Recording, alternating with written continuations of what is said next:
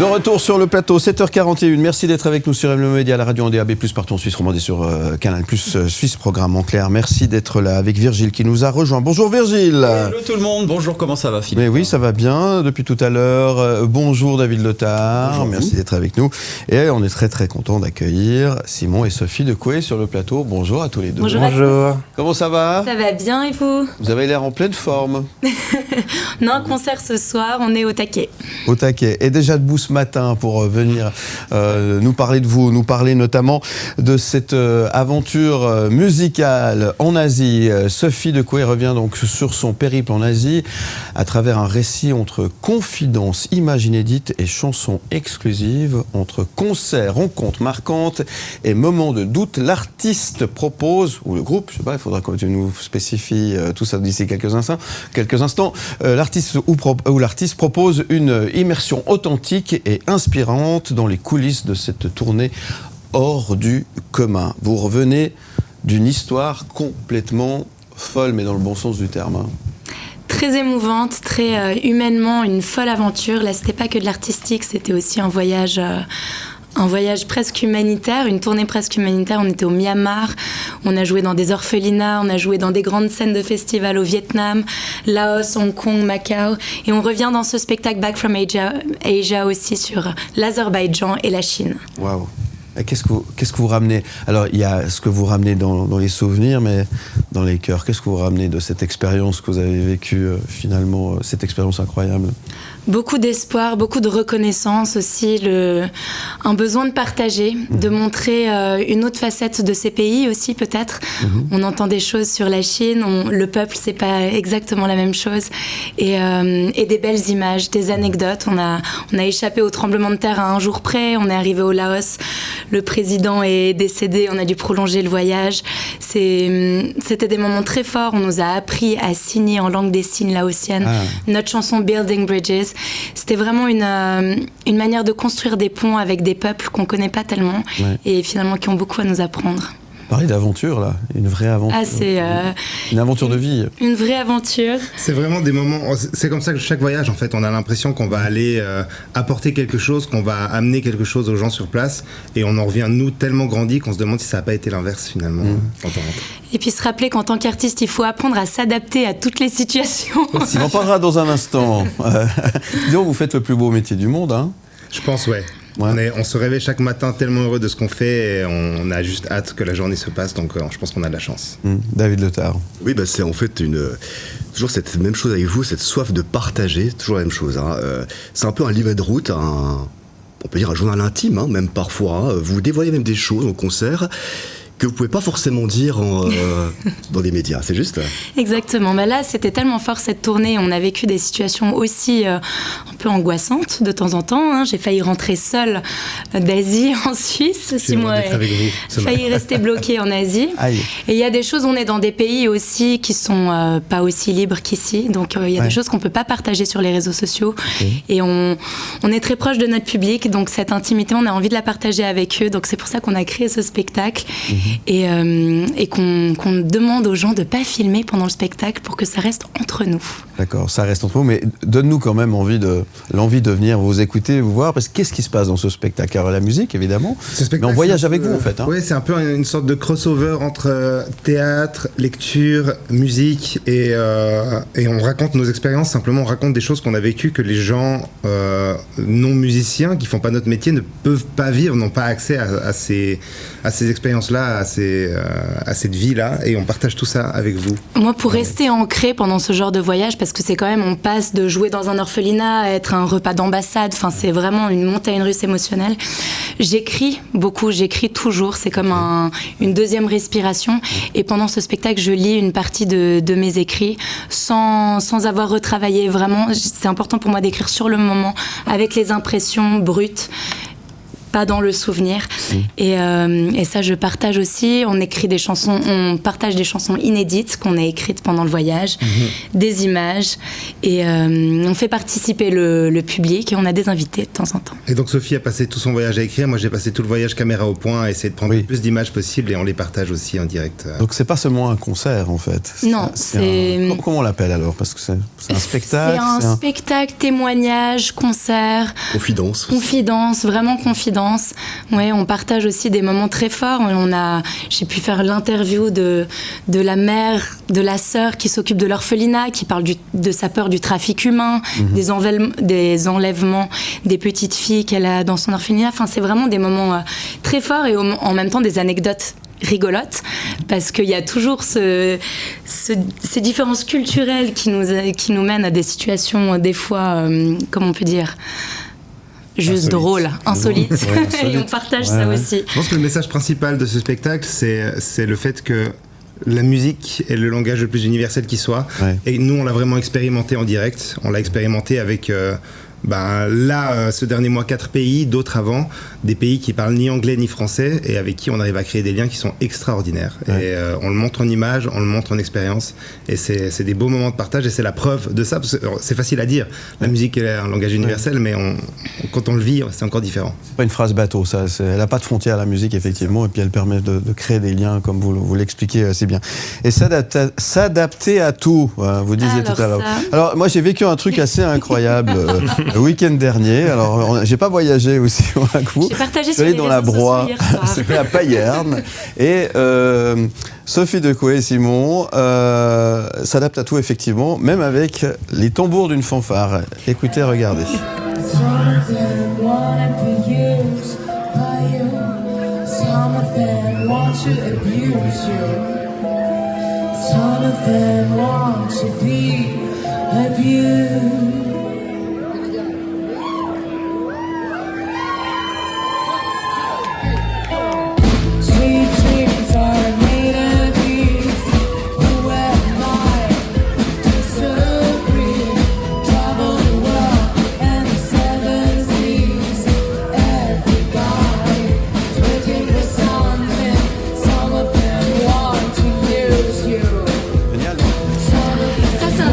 Ça challenge, raconte-nous. Ouais. Alors, on arrive à Music in the City et un des tambouristes, percussionnistes, me dit, un des tambours me dit, on s'est vu il y a 2 ans au Red Peaks Festival, j'aimerais beaucoup une photo. J'ai dit pas de problème, on fait une photo, mais je vous donne un challenge, vous voulez monter avec moi sur scène ce soir?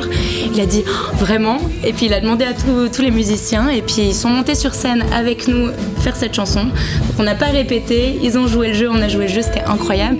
Et quand j'ai vu Philippe Mourax dans le public, non, ça fallait pas raconter. Alors un autre percussionniste et je l'ai aussi fait monter sur scène. Et on a la vidéo. Non. En tout cas, elle est sur mes réseaux sociaux, n'hésitez pas, c'est un grand moment. Il est partout. C'était très très chouette. Et vous avez interprété aussi Marignan. Alors ça, c'était le challenge le plus fou. Moi, je leur ai donné ce challenge et ils m'ont dit, toi, tu fais Marignan, qui est l'hymne valaisan. Je suis valaisanne, je pensais pas chanter l'hymne valaisan dans la broie, mais c'était un moment extraordinaire où tout le monde était en folie. Ça a fait un buzz sur TikTok. Ouais, on a vu sur les réseaux sociaux, les Valaisans sont assez jaloux. Ah oui, je pense. Ah là, vous avez fait fort. Là. Que l'hymne a été joué. On m'a reproché de ne pas le connaître par cœur, donc c'est sur ma checklist. Je rassure les Valaisans, je vais la prendre. Bon, en tout cas, bravo. Ça, c'était un bon moment. J'en ai les poils qui se dressent encore. C'était vraiment très très fort. Et c'est ça aussi, ça s'adapter un petit peu à toutes les situations. Et c'est ça aussi la magie de cette musique, finalement, qui n'a pas de frontières de style, pas de frontières du tout. Créer des ponts et ça mène des moments magiques. Très bien. On voyage dans le temps, vous êtes d'accord? Avec plaisir. Allez, c'est l'heure du collector. Oh mon Dieu.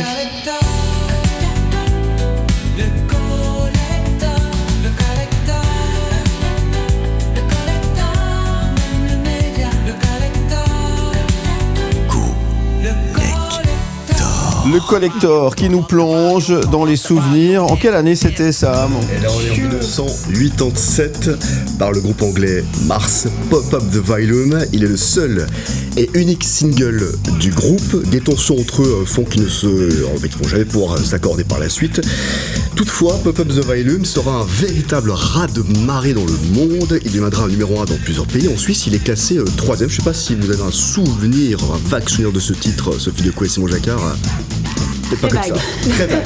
Bon. Très lointain. Il est généralement considéré comme une étape importante dans le développement de la house music britannique et du sampling. C'est grâce à eux en fait. Du sampling justement, il y a 30 chansons qui sont samplées sur ce collector. Alors il y a du Run DMC, Public Enemy, du Kool and the Gang, du James Brown ou encore un extrait de ce nanar de 1967.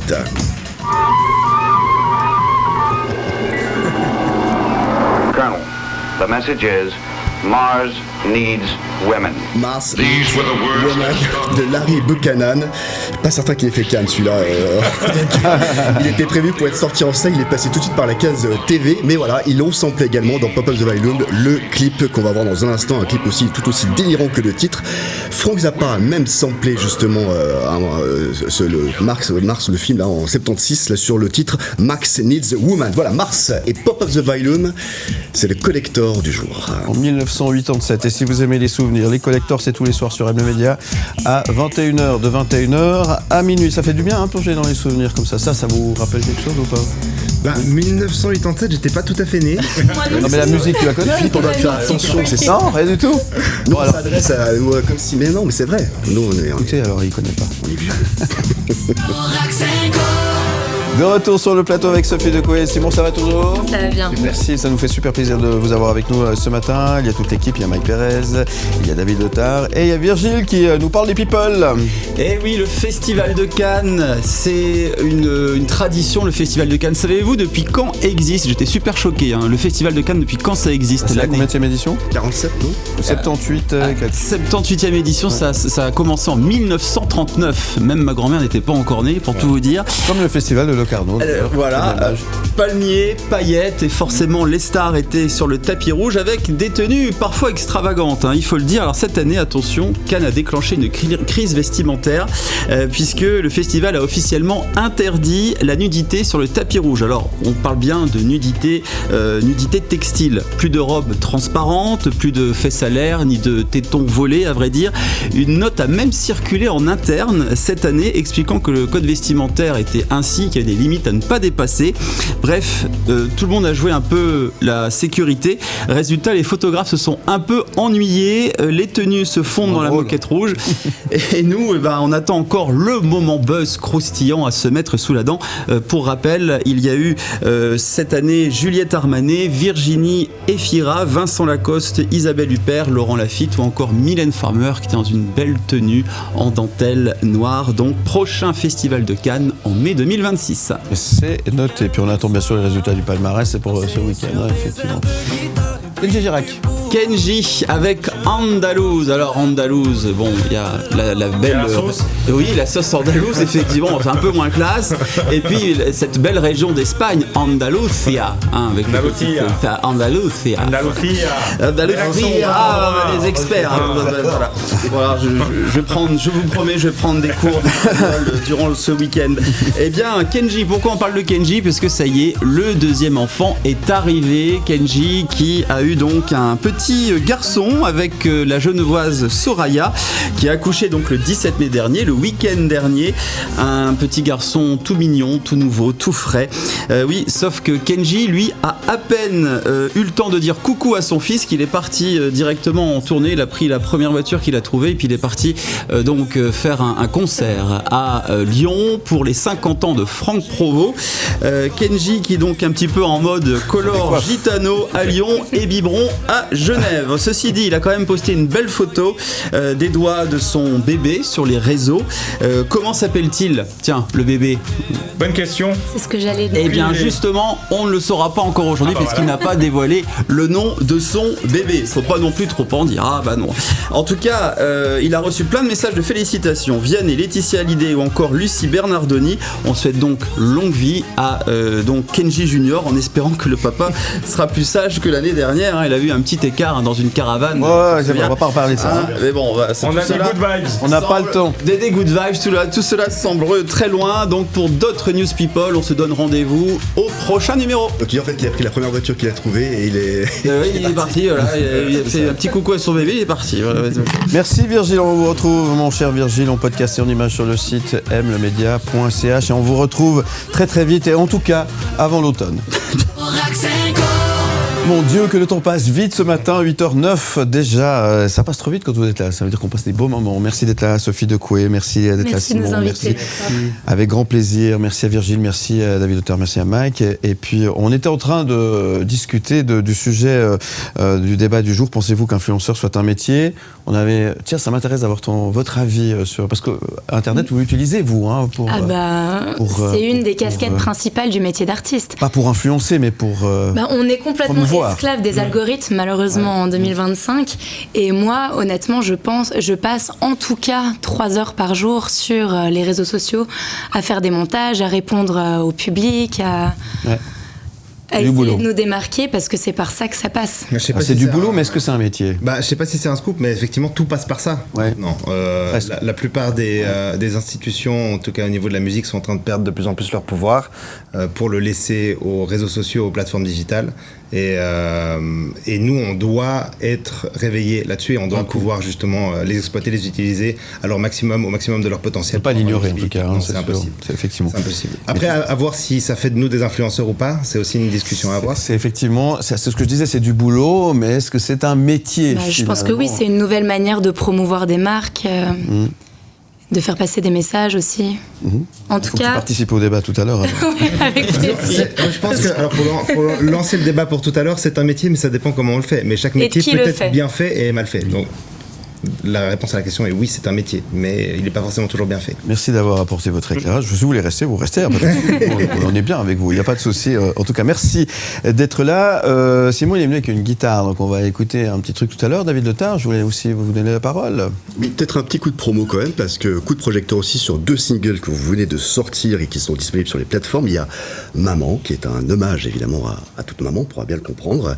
Et puis il y a ce nouveau titre, Mes espaces libres, également, qui vient de sortir, je sais pas, il y a quelques jours, enfin c'est tout nouveau. Mes espaces libres, ça fait quelques semaines, en fait c'était juste avant notre tournée en Asie et c'est un hommage à prendre le temps parce qu'on vit dans une société où on a l'impression que personne n'a le temps. Tout passe trop vite. Et en fait c'est tellement précieux de prendre le temps et c'est tellement important aussi en tant qu'artiste, je m'en suis rendu compte, trouver l'inspiration, c'est pas bosser 24 heures par jour, donc on doit se mettre des limites. C'est pas seulement une question de temps, c'est aussi trouver ces endroits, que ce soit à l'intérieur de nous ou à l'extérieur de nous. Voilà, par exemple pour vous, vos espaces libres, c'est clairement les chroniques de Virgile.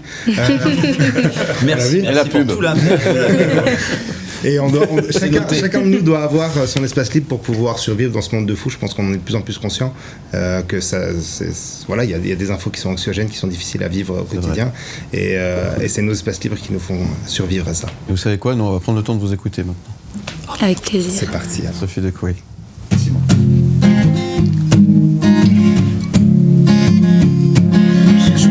Je gère, j'apprends, je digère, je veux maîtriser toutes les clés. Je remplis, je suggère, je structure l'univers, pas question jamais de rien lâcher. Et puis il y a ces autres terres, respiration, imagine, ces horizons en haut des mers. Mes espaces libres, mes espaces libres, les lieux sensibles. Je me laisse aller, mes espaces libres, mes espaces libres, les ciels, les îles qui me font respirer. Mes espaces libres.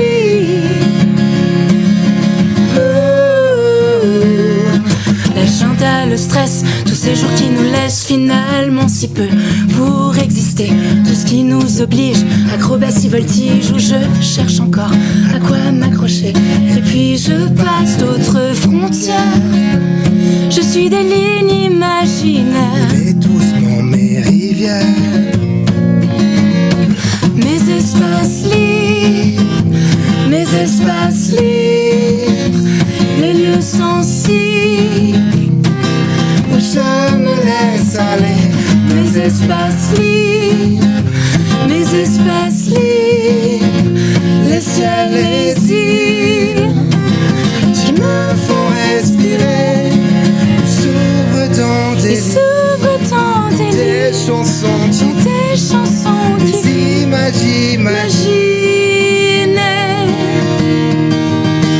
nos instants paisibles, nos émotions sensibles, pour venir se ressourcer. Mes espaces libres, Mes espaces libres, les lieux sensibles où je me laisse aller. mes espaces libres, mes espaces libres, les ciels, les îles qui me font respirer. Mes espaces libres.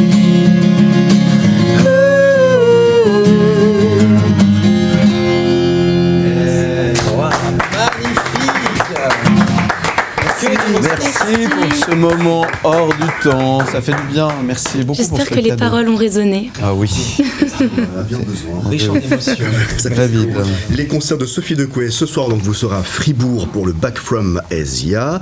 Le 1er juin, à la fête de la transhumance, départ de Cromontana direction Vercorin, Exactement. accompagné de 600 moutons. Ok, il faut qu'on Ils vont explique un chanter tout petit C'est peu. ça, On vous a dit qu'on aimait les concerts Super insolites. important là. Les Pour challenges. le 1er juin. Le 13 juin, le Back from Asia Neuchâtel au Lobby Bar. Le 14 juin, vous jouerez au Féerie de Boussan. Et le 18 juin, on vous applaudira. C'est un peu chez vous également à Paris. Également pour le Back from Asia. Et puis le 10 juillet, vous serez pour les Jeudis du Château à la Sarah. Toutes les infos sur sophiedecouet.com. Merci. Et je vous donne en exclusivité que le 20 septembre, le Back from Asia aura lieu en Valais, Ah ah, à Sierre. à Sierre, très bien. Il manque la date vaudoise, mais elle va arriver. Ça va arriver. Alors, vous reviendrez nous en Exactement. parler, c'est toujours un plaisir de vous recevoir. Bon, à la demande générale, on m'a demandé de passer un truc qui s'est passé. Il s'est passé l'autre jour. C'était risque et péril quand tu On m'a mis un pistolet sur la tempe, on m'a dit il faut que tu le passes absolument. C'était à Payerne, c'est vrai que c'était un bon moment. Je tiens à dire que ça vient pas de moi. Allez, c'est parti. C'est On est souvent dans responsable. l'imprévu qu'il y a de la place pour la magie. Quand j'ai vu Morax dans le public, j'ai pas résisté, je l'ai invité à monter sur scène, on a trouvé des percussions et on a improvisé ce morceau qui était pas du tout prévu dans ma setlist à la base. Mais le public était chaud, c'était authentique, ça a trop bien réagi. Après on a enchaîné sur Rooftop, là ça sautait dans tous les sens. C'était envie de vivre des moments comme ça, spontanés, des moments vivants, vibrants, avec des surprises. Je t'invite à rejoindre mon univers, à venir vivre des moments hors du temps avec nous. À bientôt et merci au public d'être toujours aussi bienveillant et aussi chaleureux. Merci. On fait un beau groupe ensemble. Ah, pas mal, hein. Et- Allez, je pense qu'il y a un truc à J'ai faire. noté Non, en la première chinois fois, c'est pour pas la vous. dernière Morax Tarenku. Morax, il est cool. T'as un coup. Bravo, c'est juste. T'as un coup. Dis donc. Ouais, dis donc, je savais pas que Et je le sais, hein. Ah ouais, je vois ça. J'ai raté Nier ça. un coup, ça veut dire toi aussi tu es très cool.